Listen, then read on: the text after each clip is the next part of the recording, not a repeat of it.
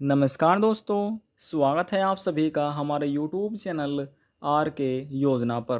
Pension से जुड़ा हुआ लेटेस्ट न्यूज़, ताज़ा अपडेट एक बार फिर दिव्यांग, विधवा, वृद्धावस्था और कुष्ठ अवस्था पेंशन धारकों के लिए लेकर हाजिर हो चुके हैं।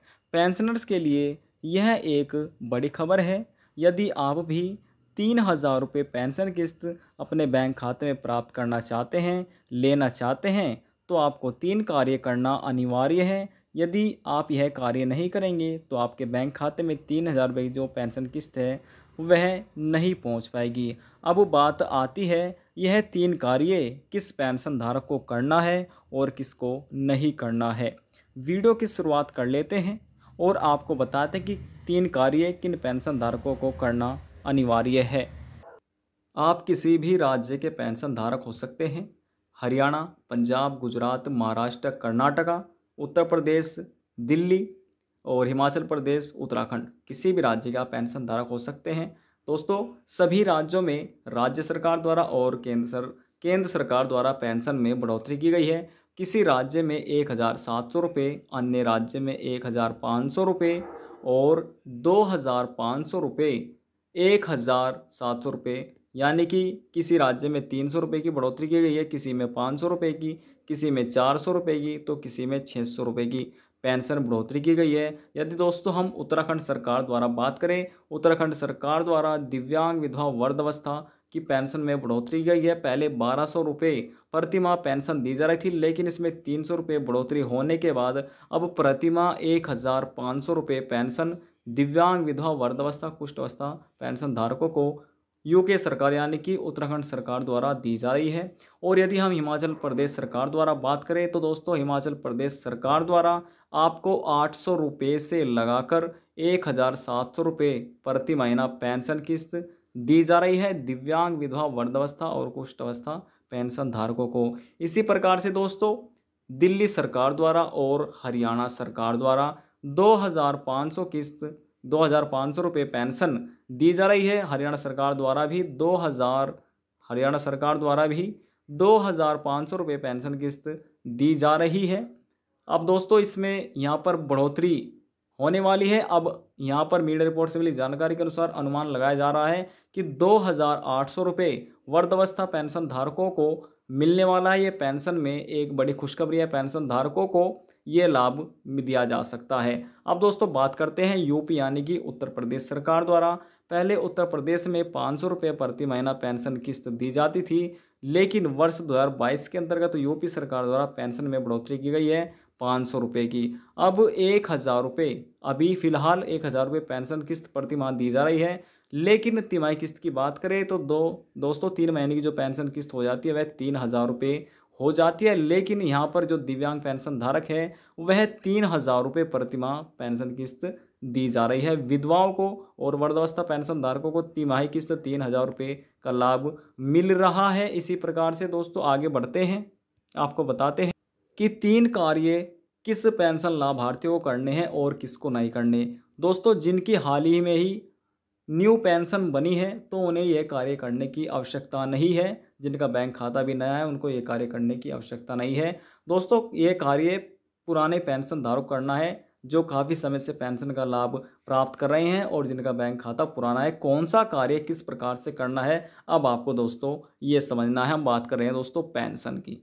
जी हाँ दोस्तों, पहला कार्य समझिए। पहला कार्य आपको करना है, पहला कार्य आपके बैंक से जुड़ा हुआ है। जी हाँ दोस्तों, यदि आपका बैंक खाता काफ़ी पुराना है, आपका बैंक खाता, तो दोस्तों उसमें आपको जमा करना होगा। पहला दस्तावेज है अपना आधार कार्ड, दूसरा है आपका मोबाइल नंबर और तीसरा दस्तावेज है आपका पैन कार्ड। दोस्तों आपको अपने बैंक में जाकर अपने बैंक से ये सभी दस्तावेज लिंक करा लेने हैं। लिंक इसलिए करा लें दोस्तों, लिंक कराने के बाद जो आपका बैंक अकाउंट नंबर है वह नया हो जाएगा और बैंक में सरकार द्वारा जो पेंशन किस्त ट्रांसफ़र की जाएगी आपके बैंक में, उसमें किसी भी दिक्कत का सामना आपको नहीं करना होगा। जैसे ट्रांसफ़र की जाता है तो तुरंत आपके बैंक खाते में ये लाभ आपको दे दिया जाएगा, आपके बैंक खाते में ट्रांसफ़र कर दिया जाएगा।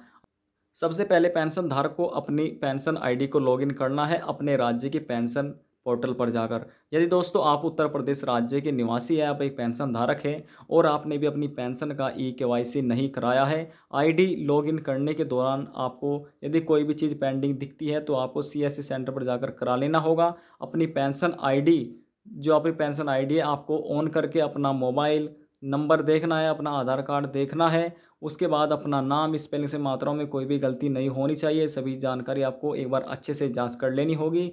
उसके बाद दोस्तों आपको अपने बैंक विवरण में एक नज़र आपको डाल लेनी है। जो आपके बैंक विवरण है उसमें आपको अपना आईएफएससी नंबर देखना है, उसके बाद अकाउंट नंबर देखना है, आपकी ब्रांच कौन सी है, ये सभी देखने पर आपकी सही होनी चाहिए। यदि बैंक विवरण में कोई भी गलतियाँ हो रही है तो आपको चले जाना है अपने जिला समाज कल्याण में जाकर, वहाँ पर आपको चले जाना है और दोस्तों उनसे वहाँ पर आप संशोधन भी करा सकते हैं। और दोस्तों जिस भी पेंशन धारक का अभी तक पेंशन का ई-केवाईसी पूरा नहीं हुआ है तो आपको अपना मोबाइल नंबर लेकर, पहला दोस्तों आपका मोबाइल नंबर आ जाता है, पहला है आपका मोबाइल नंबर, दूसरा है आपका आधार कार्ड और तीसरा है जिस बैंक में आपकी पेंशन आती है उस बैंक की फ़ोटोस्टेट की फ्रंट पेज की फ़ोटोस्टेट करा लेनी है अपने पासबुक की।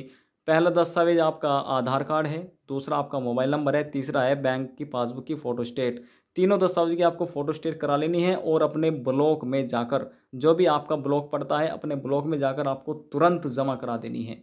उसके बाद दोस्तों अपने जिला समाज कल्याण में भी आपको ये जमा करा देनी होगी ताकि आपका जो कार्य है वह जल्द से जल्द पूरा हो सके। जैसे आप ये जमा करा देते हैं, यदि आपकी पेंशन रुकी हुई है वह तो दोस्तों आ ही जाएगी, लेकिन जो आपका मेन जरूरी है पहला ई-केवाईसी कार्य, यदि आपके मिलाने पर कोई गलती हो रही तो आपकी गलती भी ठीक कर दी जाएगी। उसके बाद जो आपकी पेंशन है वह आना प्रारंभ हो जाएगी और उत्तर प्रदेश सरकार द्वारा जो पेंशन पोर्टल है उसमें आपका नाम भी ऐड कर दिया जाएगा। जी हाँ दोस्तों, यह कार्य जो यूपी के पेंशन धारक है उन सभी पेंशन धारकों को करना है। यूपी पेंशन धारकों, दोस्तों आप किसी भी उत्तर प्रदेश में किसी भी ज़िले के पेंशन धारक हो सकते हैं, किसी भी ज़िले के, गांव के या शहर के, आपको ई-केवाईसी कराना अनिवार्य हो चुका है। जब तक आप नहीं कराएंगे तो आपको पेंशन का लाभ नहीं दिया जाएगा, आपकी पेंशन को रोक लिया जाएगा। और यदि दोस्तों आप नहीं करा पाएंगे, हो सकता है जो आपकी पेंशन है वह हमेशा के लिए रद्द भी कर दी जाए, बंद भी कर दी जाए।